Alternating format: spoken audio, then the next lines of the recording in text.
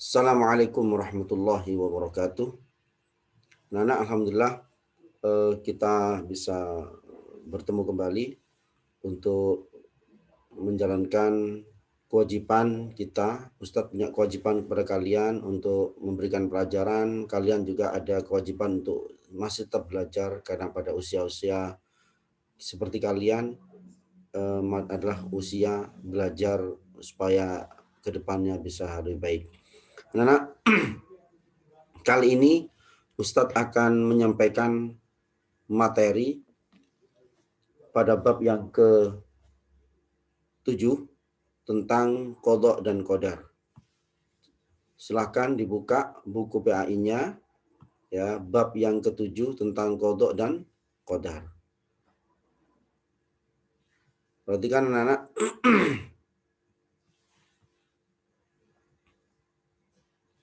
Bentar. Ya.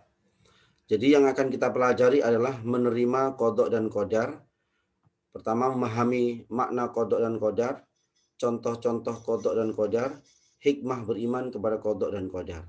Nah, selanjutnya anak-anak, sebelum kalian melihat atau menonton video pembelajaran PAI bab yang ke-7 ini lebih lanjut, Ustadz minta tolong kalian baca dulu semuanya bab yang ke-7 ini dengan sebaik-baiknya, dengan seksama, kemudian pahami apa isinya, dan kalau sudah selesai silahkan kalian lanjutkan menonton atau mempelajari bab yang ke-7 ini lewat video yang sudah Ustadz sampaikan pada kali ini. Oke anak-anak, perhatikan di gambar ini, coba kan lihat di gambar ini ada gambar anak kecil, anak bayi ya dalam box, kemudian gambar matahari bersinar di ufuk timur, munculnya di ufuk timur. Ada lagi gambar tentang perlombaan, kemudian juga ada lagi gambar tentang kejuaraan perlombaan juga. Nah, apa hubungannya gambar-gambar ini dengan bab mengimani qadha dan qadar? Oke anak-anak, begini, Ustadz langsung lanjutkan dengan penjelasan ya. Begini anak-anak. Jadi apa qadha dan qadar itu? Gitu ya. Apa qadha dan qadar itu? Perhatikan nih. Qadha adalah keputusan ya. Qadha adalah keputusan atau ketetapan. Ingat, keputusan atau ketetapan terhadap suatu ketentuan yang telah ditetapkan oleh Allah bagi makhluknya. Ya. Qadha adalah keputusan atau ketetapan terhadap suatu ketentuan yang telah ditetapkan oleh Allah bagi makhluknya. Berarti kalau sudah Allah tentukan, sudah Allah putuskan, sudah Allah tetapkan, maka kita sebagai makhluk nggak bisa berbuat apa-apa. Sudah Allah yang menentukan. Manusia tinggal menerima saja, gitu ya. Nah, nanti Ustadz contohkan tentang qadha ini. Kenapa kok kita cuman oleh Allah ditetapkan harus menerima ketentuan itu, harus menerima keputusan itu, gitu ya. Qadha dan qadar tidak dapat dirubah dan tidak dapat ditunda atau dimundurkan. Ya. Qadha dan qadar tidak dapat diubah, tidak dapat ditunda atau dimundurkan. Apalagi qadha nggak bisa. Gitu ya. Bencana apapun yang terjadi di atas bumi ini tidak ada yang tahu. Jadi anak-anak, bencana apapun yang terjadi di atas muka bumi ini nggak ada yang tahu. Contoh sekarang, kita lagi diuji musibah corona, nggak ada yang tahu.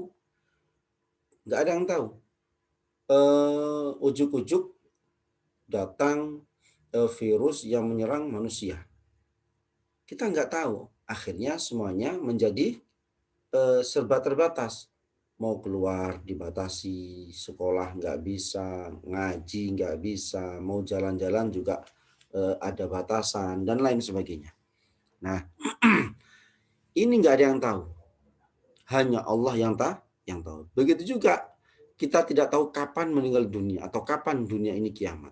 Nah, sama. Jadi kita nggak tahu kapan kita meninggal dunia, kapan kiamatnya, yang tahu kiamat cuman Allah. Bahkan Nabi Muhammad dan malaikat pun nggak tahu kapan terjadinya kiamat. Begitu juga dengan orang meninggal dunia. Nggak ada yang tahu. Hanya Allah yang tahu. Selanjutnya anak-anak. Nah ini contoh kodok. Coba perhatikan nih. Matahari terbit dari timur dan tenggelam di arah barat. Tadi di gambar yang sudah Ustadz jelaskan, ada matahari, ada gambar matahari yang muncul di ufuk timur. Ini disebut dengan kodok. Kita nggak bisa merubah kodok itu. Kita nggak bisa merubah ketentuan itu. Karena matahari muncul dari timur, kemudian tenggelam di arah barat, itu ketentuan Allah Subhanahu wa taala, nggak bisa dirubah. Sebagaimana halnya kita ini lahir laki-laki, perempuan, itu nggak ada yang tahu. Cuman Allah yang tahu. Dan itu ketentuan Allah Subhanahu wa taala. Manusia nggak bisa apa? Manusia nggak bisa uh, memilih aku pengen jadi laki-laki, aku pengen jadi perempuan, ya nggak bisa. Ya, karena manusia ini hanya bisa menjalani anak-anak. Nah, termasuk saat matahari muncul dari arah timur dan barat, itu ketentuan Allah. Kematian juga pasti datang. Itu ketentuan Allah juga. Ya, tadi saya sampaikan bahwa kematian hanya Allah yang tahu. Bumi, planet lainnya berputar sesuai porosnya. Ya, di buku paketnya juga sudah ada. Itu ketentuan Allah. Ya, apakah planet bisa keluar dari porosnya? Bisa. Apakah matahari bisa keluar tidak sesuai dengan yang Allah tentukan? Bisa juga. Ya, matahari muncul dari arah barat bisa juga. Kan begitu. Ini yang disebut dengan kodok yang tidak bisa dirubah. Hanya Allah yang mampu merubahnya. Oke. Sebagaimana halnya kita jadi laki-laki atau perempuan, Allah sudah tentukan, gitu ya. Allah sudah tentukan. Makanya kemudian haram dalam agama Islam kalau laki-laki sudah laki-laki menyerupai perempuan, nggak boleh. Sebaliknya, perempuan menyerupai laki-laki juga nggak boleh, ya, karena menyalahi kodrat. Oke, apa hikmah beriman kepada kodok? Begini anak-anak, yang pertama, hikmahnya datang ke sekolah atau kegiatan lainnya tepat waktu. Jadi datang ke sekolah atau kegiatan lainnya tepat waktu. Jadi kodok ini artinya tidak apa? Ketentuan. Kodok itu artinya kepastian. Kodok itu artinya keputusan Allah. Sama kalau kita ini belajar ke sekolah, datang ke sekolah atau kegiatan lainnya ya tepat waktu, maka sesuai dengan ketentuan Allah, kodoknya Allah, memanfaatkan waktu untuk belajar dan hal yang positif. Jadi karena kita ini masih tahap belajar, maka manfaatkan waktu untuk belajar dengan sebaik-baiknya, atau gunakan waktu untuk hal yang positif yang baik. 3, menerima berapapun uang jajan yang diberikan orang tua. Ya, hikmahnya kita beriman kepada qada adalah ketika contoh ini yang dihubungkan dengan keseharian kita, kalau orang tua kita ngasih uang jajan kita 3.000, 5.000 gitu, atau 10.000, ya sudah, itu ketentuan yang sudah diberikan. Ya kita terima dengan sebaik-baiknya. Tidak bersikap sombong di rumah, di sekolah, atau di lingkungan masyarakat. Kita kalau beriman kepada qada nggak boleh bersikap sombong. Kenapa? Allah itu maha kuasa. Allah itu maha besar. Nggak ada yang mengalahkan kekuasaan Allah. Nggak ada yang bisa mengalahkan kebesaran Allah. Ya, maka yang berhak sombong cuma Allah. Kita nggak boleh sombong. Karena yang kita miliki ini dari Allah Subhanahu wa Ta'ala. Maka di lingkungan kita nggak boleh sombong, gitu ya. Yang kelima, berhati-hati jika berada di tempat keramaian atau jalan raya yang padat kendaraan. Ya, kita harus berhati-hati nih, ya. Hikmah atau pelajaran yang bisa kita ambil beriman kepada qada, berhati-hati saat kita berada di keramaian, ya. Kemudian bertanggung jawab atas tugas yang diberikan kepadanya. Ya, kita harus tanggung jawab dengan tugas yang sudah diberikan kepada kita. Kita amanah dengan tanggung jawab dengan tugas kita. Kalau itu tanggung jawab kita. 7, santun dan rendah hati dalam bersikap dimanapun ia berada. Jadi begini anak-anak, kalau kita ini mengimani qada, kita percaya, kita mengambil pelajaran dari kita beriman kepada qada dan qadar ini, khususnya qada ya, maaf, kita mengimani qada ini, maka kita harus punya sikap santun, sikap rendah hati, ya, dimanapun berada, ya, dimanapun berada. Sekali lagi anak-anak, ini yang bisa kita ambil pelajaran dari berimannya kita kepada qada, santun rendah hati. Karena apa? Allah itu yang maha kuasa, anak-anak. Allah maha kuasa, Allah maha berkehendak, Allah maha memutuskan, gitu ya. Kalau kita ini sombong, yang berhak sombong cuma Allah. Selanjutnya teman-teman dan anak-anak memahami makna qadar. Qadar adalah takdir, segala ketentuan Allah yang telah berlaku terhadap semua makhluknya. Sama ketentuannya, cuman kalau qada tadi itu nggak bisa dirubah. Ini ketentuan, kalau qadar, ketentuan Allah yang berlaku pada makhluknya. Sama berlakunya. Cuman kalau qadar ini dapat diubah dengan usaha manusia. Usaha itu disebut dengan ikhtiar. Dalam bahasa akidahnya adalah ikhtiar. Dalam bahasa Indonesianya usaha. Maka kita diberi keluasan untuk berusaha, untuk berikhtiar, ya. Kita diberi keluasan untuk berikhtiar, berusaha menggapai apa yang kita inginkan. Nah, Ustaz jelaskan pada selanjutnya. Ya. Ikhtiar artinya usaha manusia untuk memenuhi kebutuhan dalam hidupnya.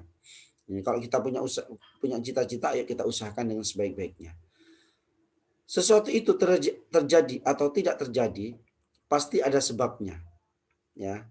Terjadi, tidak terjadi, ada sebabnya. Kita bekerja keras sehingga berhasil dan sukses. Keberhasilan usaha tergantung dari gigih atau tidak usaha kita. Ya. Jadi apa yang kita dapat itu karena usaha kita. Tapi nanti Ustaz jelaskan, apakah melulu usaha kita? Enggak juga, gitu ya. Enggak juga, karena ada yang sudah berusaha tapi belum berhasil, gitu ya. Ada yang sudah usaha tapi belum berhasil. Selanjutnya nih anak-anak. Maka kemudian butuh bukan hanya usaha tapi doa. Begitu ya. Kita jangan mengandalkan kemudian usaha terus tanpa berdoa. Nggak boleh. Kalau ada doa harus ada usaha. Sebaliknya kalau ada usaha juga ada doa.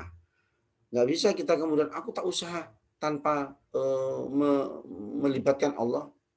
Sulit berhasil.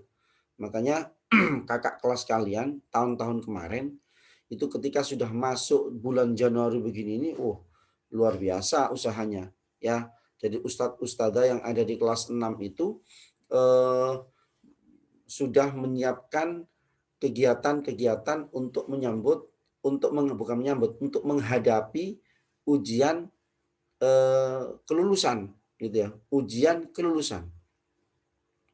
Maka anak-anak kakak kelas kalian itu berusaha, ada bimbel pagi, bimbel siang, bimbel sore, bimbel, luar biasa. Tapi nggak cukup di situ, ada usaha dengan doa. Makanya usaha dengan doa tetap, ya, nggak boleh kita meninggalkan doa, nggak boleh kita juga hanya mengandalkan doa meninggalkan usaha. Selanjutnya anak-anak, contoh qadar. Bentar. Menjadi pintar, menjadi juara kelas karena belajar dan berdoa. Wah, ini ya. Menjadi pintar, menjadi juara kelas karena belajar dan berdoa. Oke, sudah cocok ini. Jadi tadi Ustaz sampaikan bukan hanya belajar saja tapi berdoa. Bukan hanya berdoa saja tanpa belajar nggak bisa. Belajar dan berdoa. Menjadi juara lomba pidato atau juara lomba cerdas cermat karena gigi berlatih. Gitu ya. Berlatih terus akhirnya bisa menjadi juara, gitu ya. Menjadi anak yang disenangi dalam pergaulan karena ramah dan suka menyapa kepada siapa saja. Kalau kita ingin disenangi oleh orang lain atau teman-teman kalian sendiri, maka usahanya apa?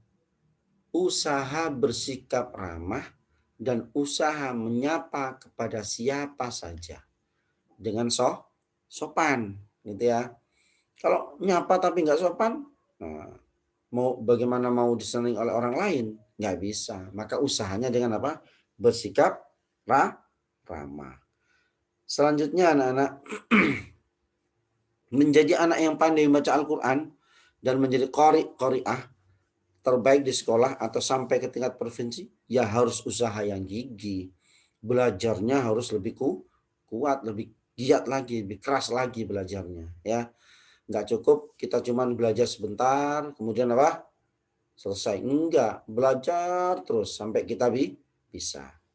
Nah, perhatikan ya anak-anak, seandainya kalian sudah berusaha, ya, sudah belajar, kalau ingin jadi anak yang pintar sudah belajar, tapi belum jadi juara kelas, sudah berusaha untuk disiplin supaya ikut perlombaannya menang, tapi belum menang. Berusaha untuk menjadi anak yang bisa disenangi oleh teman-temannya, menjadi anak pandai membaca Al-Quran, tapi ternyata belum bisa seperti itu. Maka anak-anak kita harus bersabar. Mungkin itu adalah ujian yang Allah berikan kepada kalian, kepada kita, gitu ya. Selanjutnya anak-anak, berhikmah beriman kepada qadar, menyadari bahwa semua cita-cita yang diinginkan harus diusahakan, gitu ya. Kalau kita ingin cita-cita kita ini tercapai, maka harus ada usaha. Memiliki rasa percaya diri dalam menghadapi tugas, misalnya mengerjakan PR sendiri dan lain sebagainya. Kalau kita beriman kepada qadar, maka semuanya harus dilakukan sendiri, berusaha sendiri, ya. Tapi harus percaya diri. Dilakukan sendiri, harus percaya diri. Yang ketiga, giat disiplin dalam belajar. Giat disiplin dalam belajar. Harus disiplin, harus giat belajarnya. Kalau kita ingin mencapai cita-cita yang kita inginkan. Misalnya, sebelum berangkat tidur harus belajar terlebih dahulu. Ini contoh, ya. Ini contoh. Kalau berangkat sekolah disiapkan buku pelajarannya. Begitu, jangan sampai nyampe sekolah kita nggak siap apa-apa. Itu belum bisa dikatakan mencari atau menerima hikmah beriman kepada qadar Allah Subhanahu wa taala. Jadi seperti itu anak-anak penjelasan Ustadz. Sekali lagi sebelum kalian